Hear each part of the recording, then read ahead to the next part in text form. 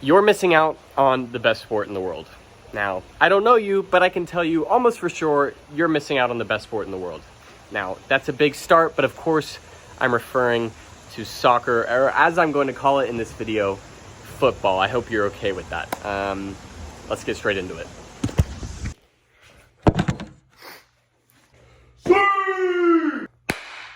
Now, why would I say such a thing? Well, I can't let another year go by with a World Cup approaching this winter and not at least pitch this sport to my friends and other Americans or people who just don't watch football or soccer yet. I'm gonna get straight into it. I'm not gonna dress it up with BS. I'm gonna get straight into it. What is the problem with soccer? What is the apprehension? It's the scoring. It's the scoring or lack thereof is what causes people to not want to watch it.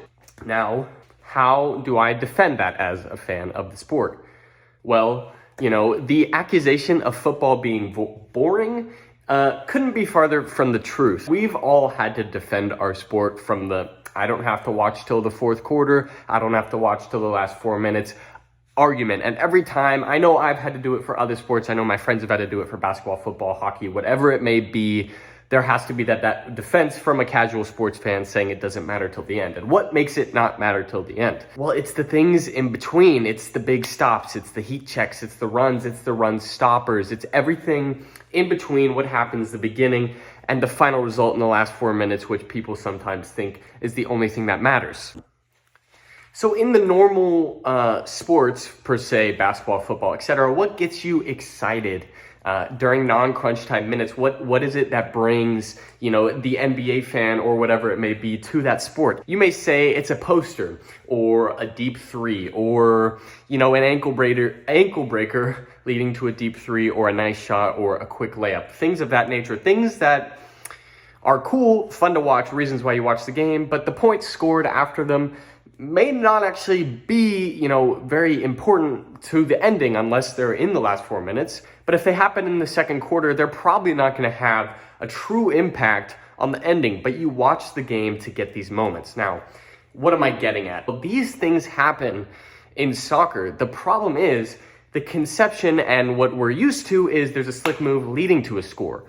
So when in the mind of someone who is thinking about soccer, you may think, well, only, maybe two or three things lead to a score in a game. Therefore, only 2 or 3 things happen important in a game, where that couldn't be farther from the truth. There are so many instances in a football match that impact, either a moment of the game, the momentum of the game, all sorts of things that happen in an NBA game similarly. Things like a big stop or a slick move that turns the momentum. Things like this happen in a football match all the time. It just seems like something like that, isn't cool because it doesn't lead to a point. But like I said, these things happen. Slick, flashy skill moves or a big stop or a monstrous tackle. Things like this happen that don't lead to a score, don't necessarily impact the ending of the game, but are reasons to watch, because that's the biggest reason and apprehension I think people have of watching soccer is that lack of scoring. But what I'd argue is there's the same plays, the same momentum stops, offensive plays, things of that nature that happen in a regular sport, maybe not with a score leading after them. So what does that mean? When a big move does happen and a score does happen, it's even more of a burst when a score happens. You have the usual, oh wow, what a move, or what a stop that you would have from an NBA game. You have that during a football match. But when that move does lead to a score, it's like 10 times the explosion of when a big three happens or something like that. It's like when a big three gets hit in the fourth quarter or in the last 4 minutes, or a touchdown is scored in the last 2 minutes of the fourth quarter.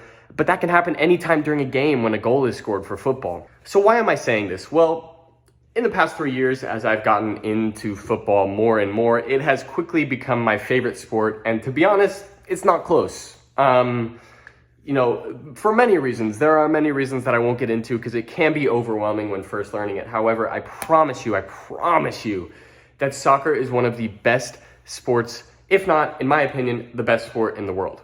And the last point that I'll leave you with that some people might not know about, and that is one of the reasons that football has become my favorite sport, and other sports have become hard to watch, and that is football is 45 minutes, if not 90 minutes uninterrupted, no commercials. And you might not know what I mean by that. Football is 2 45-minute halves, and they play 45 minutes uninterrupted. There's no commercials in any part of that 45 minutes, only the 15 minutes of halftime. 15 minutes of halftime, otherwise 45 and 45 uninterrupted, nonstop soccer. Now, the argument to that might be, oh, well, it's boring. But for reasons I explained earlier, it's not. It's 45 minutes uninterrupted, back and forth. Obviously, like every sport, some matches are less exciting than others. But generally, it's 45 minutes of uninterrupted, entertaining football, especially if you're watching a good team. When you sit down and try to watch the NFL or NBA and they're taking commercial breaks every 2 minutes, it's hard to go back. And so, as much as that seems like a vanity reason, I promise you it's one of my favorite reasons to watch football. And it's one of the reasons why I watch teams that aren't just my teams.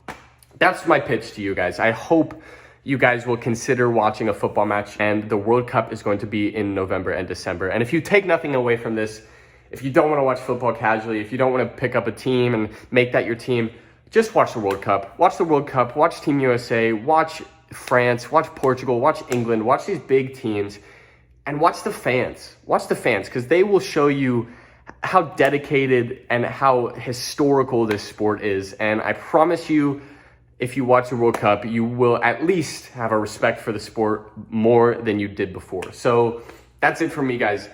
Just go check out the World Cup. Just do it, okay? Thank you.